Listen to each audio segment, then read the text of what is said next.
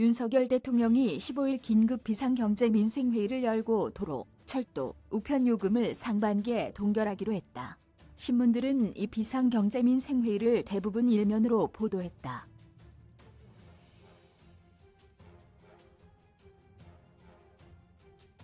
급격하게 오른 공공요금에 정부가 개입하는 방향 자체는 옳으나 실효성 있는 정책이 더 필요하다는 지적이 공통적으로 나왔다.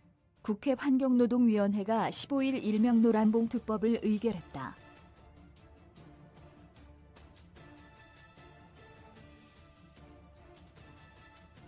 더불어민주당과 정의당이 주도적으로 해당 안건을 처리하자 국민의힘은 강력 반발했다. 노란봉투법 논의는 2013년 쌍용차 노조가 회사와 경찰에 47억 원을 배상하라는 1심 판결 후 촉발, 시민 47,547명이 노란봉투에 돈을 담아 지원한 것이 법 개정 요구로 이어졌다.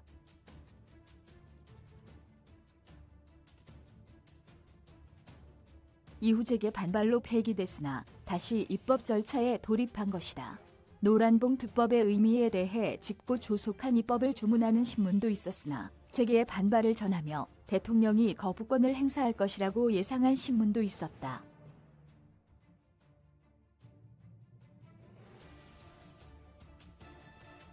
(2019년) 김학의 전 법무부 차관을 긴급 출국 금지한 행위는 직권남용죄로 처벌하기 어렵다는 법원 판결이 나온 가운데 언론의 반응은 갈리고 있다.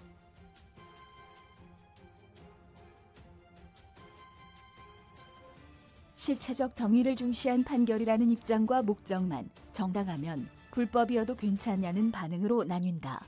다음은 16일 주요 종합일간지 일면 머리 기사 제목이다.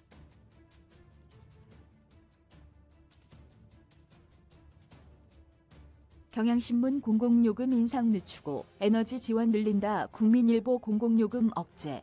금융, 통신 과점계 동아일보 이공계 블랙홀된 의대 서울신문 공공요금 동결.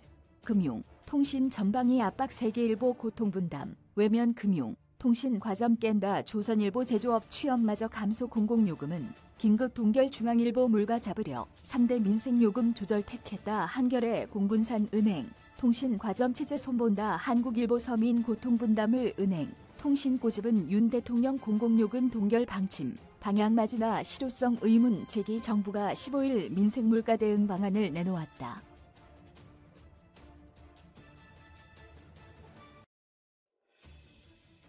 윤 대통령은 비상경제민생회의에서 비상한 각오로 서민과 취약계층의 어려움을 살피겠다고 강조했다. 난방비 급등의 문제에 대해서도 전기, 가스 요금의 인상폭과 속도를 조절하고 취약계층에 한시적으로 요금 분할 납부를 허용하기로 했다.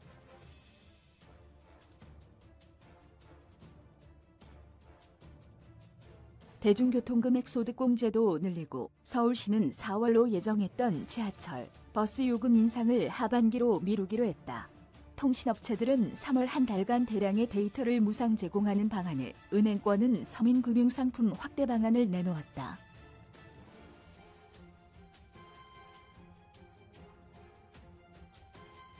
신문들은 이 이슈를 다루면서 정부가 고물가, 시대의 서민 부담을 덜어주는 방향은 맞지만 실효성이 있는지에 대해서는 의문을 가졌다. 등유와 액화석유가스를 쓰는 취약계층에게 난방비를 지원하겠다는 것이 눈에 띄는데 수혜자는 19만 가구에 불과하다는 점 등이 그 예다.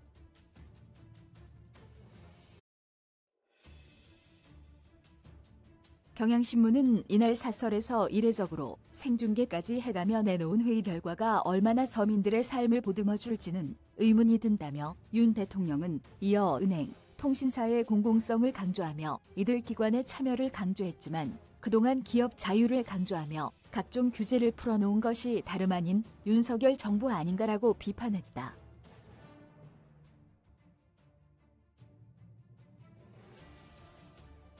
이어 정부는 공공요금 인상을 하반기로 밀어놨지만 그 사이 경제가 획기적으로 나아질 가능성은 낮다며 한국전력 적자가 지난해만 30조 원인데 전기, 가스 요금 인상폭과 속도를 조절하는 것으로는 한계가 있다.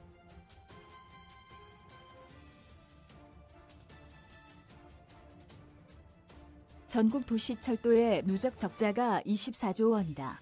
공공요금 상반기 동결로는 민생을 구제하기에 턱없이 부족하지만 그마저도 언발의 오줌 누기식이라고 전했다.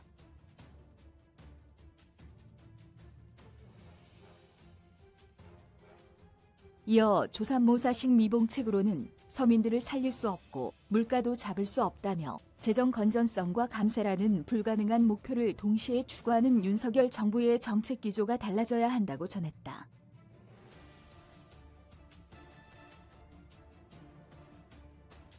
한겨레도 사설에서 당장 고물가, 고금리에 신음하고 있는 서민층의 고통을 덜어주기에는 턱없이 부족한 대책이라며 시장 경쟁이 활성화돼야 소비자, 편익이 증가하는 만큼 원론적으로는 맞는 말이지만 적실성이 얼마나 있을지는 의문, 경쟁 촉진은 바람직한 방향이나 부작용은 없는지, 현실성은 있는지 등을 살펴야 한다고 밝혔다.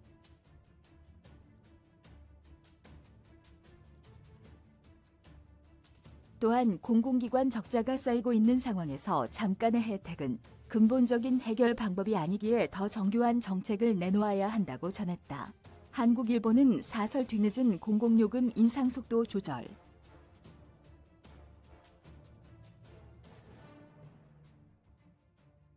정밀한 정책 필요해서 에너지, 교통 등 요금을 올려야 할 필요는 분명 있다. 가스비만 해도 대외적 요인으로 원가가 급상승해 언제까지나 가스공사 적자를 쌓을 수는 없었다.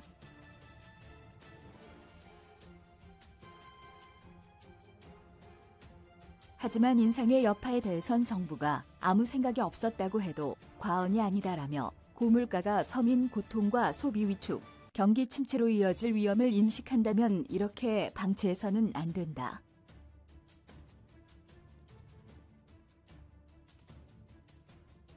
정부가 좀 더 정밀하게 대책을 세우고 세수 확보를 위한 노력도 하기 바란다고 전했다. 동아일보 역시 사설 은행, 통신 과점 해소, 시장 경쟁 촉진 방향은 맞다 해서 은행과 통신은 정부의 인허가를 받는 사업이란 공통점이 있다.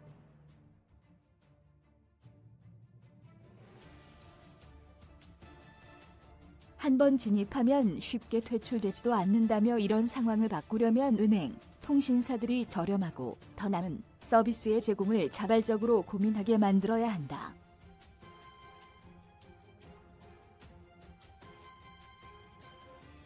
해당 산업의 문턱을 낮추고 새로운 참가자를 육성해 경쟁을 유발하는 게 맞는 해법이라고 전했다. 서울신문은 공공요금 동결 불가피하지만 정부 닮짓 말아야라는 사설을 실었다.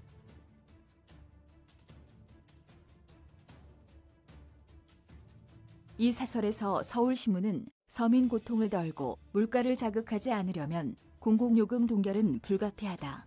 물론 마냥 찍어 누를 수는 없다고 본다. 그랬다가는 문재인 정부의 전철을 밟을 수 있다며 국제유가 상승 등 인상 요인이 계속 쌓이는데도 문 정부는 전기, 가스 요금을 묶었다.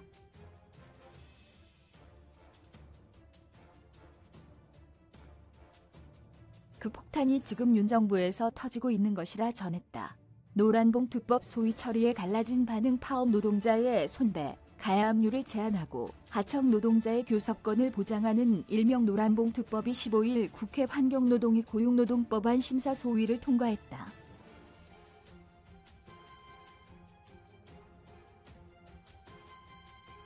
개정안은 사용자 개념을 근로자의 근로조건을 실질적이고 구체적으로 지배, 결정할 수 있는 지위에 있는 자로 확대했다. 이 법안 처리에 그간 근로계약 체결 당사자로만 봤던 사용자를 간접고용, 특수고용, 하청 노동자를 지위하는 원청까지 넓힌 것이고 파업을 단합, 봉쇄하기 위해 사측이 노조에 안겨온 손배폭탄을 제안했다는 의미를 짚은 신문도 있지만 국민의힘이나 재계가 법안을 반대하고 있어 갈등이 심화될 것이라는 예상이 나온다.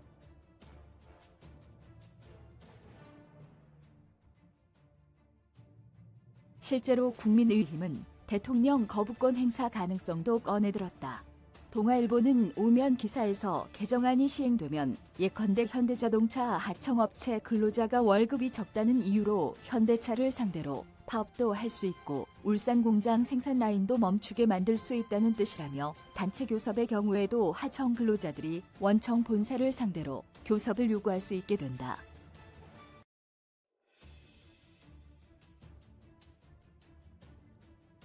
요구를 들어주지 않으면 돌아가면서 파업도 벌일 수 있게 된다고 전했다. 반면 경향신문 사설은 노동자를 과도하게 옥죄어온 손대소와 불법 파업 딱지를 제한하는 노동관계법 개정이 첫 발을 뗀 셈이라며 사측의 부당노동 행위로 촉발된 파업에서마저 남용된 손대소의 첫 제동장치를 건 것이라고 평가했다.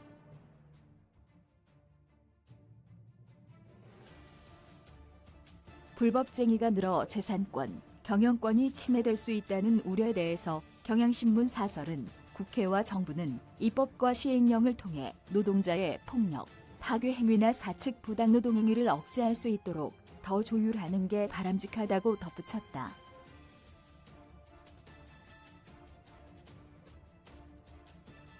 한국일보는 사설 찬반 팽팽 노란봉투법 강행, 이제라도 치열한 논의를 해서 노동 관련 법과 제도를 국내 근로 현장과 국제규범에 맞게 현실화하기 위한 물꼬를 텄다는 점에서 의미가 크다.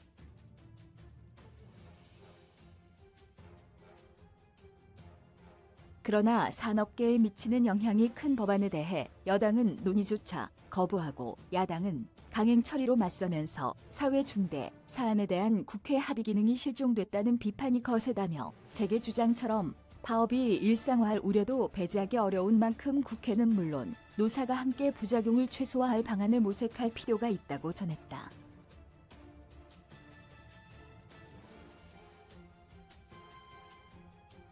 김학의 전 차관 출국 금지 필요성 인정하고 무죄 선고한 법원, 경향실체적 정의 중시 vs 조선 판결. 놀라울 따름 2019년 김학의 전 법무부 차관을 긴급 출국 금지한 행위는 직권남용죄로 처벌하기 어렵다는 법원 판결이 나왔다.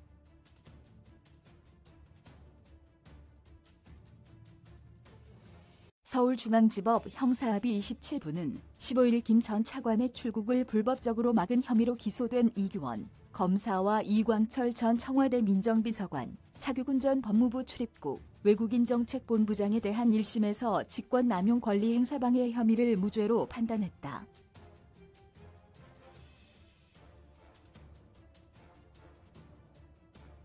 이 검사의 공소사실 중 서울동부지검장 대리인 자격을 허위 기재해 출국금지 요청서를 만든 혐의는 유죄 판결하고 징역 4개월의 선고를 유예했다. 재판부는 우선 김 전 차관에 대한 긴급 출국 금지는 법률상 요건을 갖추지 못해 위법했다고 보고 김 전 차관이 출국을 시도할 당시 사실상 재수사가 기정사실화했고 정식 입건만 되지 않은 상태였다며 출국을 용인했을 때 수사가 난항에 빠져 국민 의혹을 해소하기에 불가능했던 점에서 출국금지 필요성이 인정된다고 판단했다.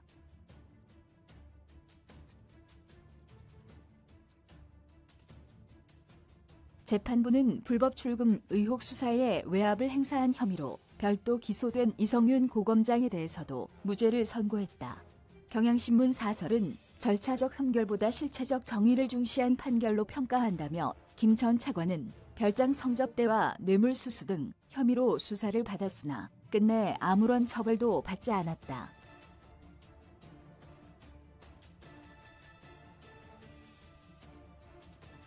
(2013년) 별장 동영상 파문 직후 검찰의 노골적인 봐주기 수사가 없었다면 김 전 차관은 단죄됐을 것. 10년 동안 이어지며 국민을 공분케 한 부조리는 모두 검찰의 원죄 탓이다.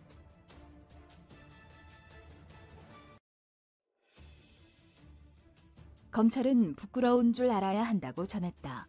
한겨레도 무죄받은 김학의 출국금지 사건, 검찰 수사 과도에 따라는 사설에서 이번 판결로 검찰의 무리한 수사였음이 확인된 셈이라며 물론 이 검사가 절차적 흠결을 남긴 것은 잘못이다.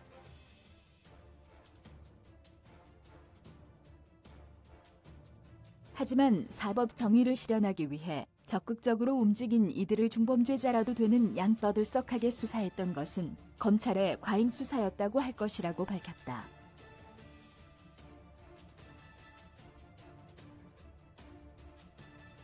동아일보 사설은 최초 수사의 결과도 재수사의 결과도 정의롭지 못했을 뿐만 아니라 김 전 차관을 부당하게 봐준 검찰이 처벌받지 않은 것은 물론이고 부당한 방법으로 출금한 검찰도 받으나 마나 한 처벌을 받는데 그쳤다며 모든 과정이 꼬여버렸고 그 처음과 끝에는 검찰이 있다.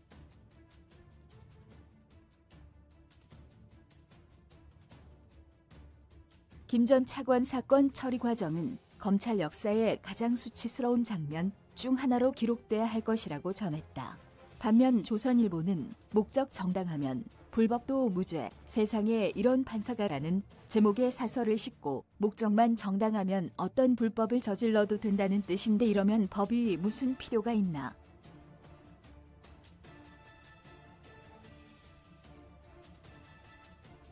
어떻게 판사가 이런 판결을 내릴 수 있는지 놀라울 따름이라며 법원이 이성윤 검사장에게 무죄를 선고한 것도 납득하기 어렵다. 검사들이 압력을 받았다고 하는데도 압력 행사를 단정할 수 없다며 무죄를 선고했다.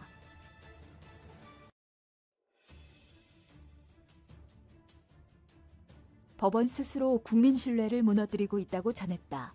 서울신문도 김학의 출국 금지, 위법하다면서 무죄란이라는 사설에서 아무리 긴급 상황이라고는 하나 적법 절차 원칙을 어긴 게 명확한 마당에 법원이 지나치게 느슨한 잣대로 면죄부를 준 게 아닌가 하는 아쉬움이 크다며 과거 대부분의 권한 남용 사례들이 적법 절차를 어긴 데서 비롯됐다는 점에서 이번 판결이 국민과 권력자들에게 합법 절차에 대한 잘못된 인식을 주지는 않을까 참으로 우려스럽다고 전했다.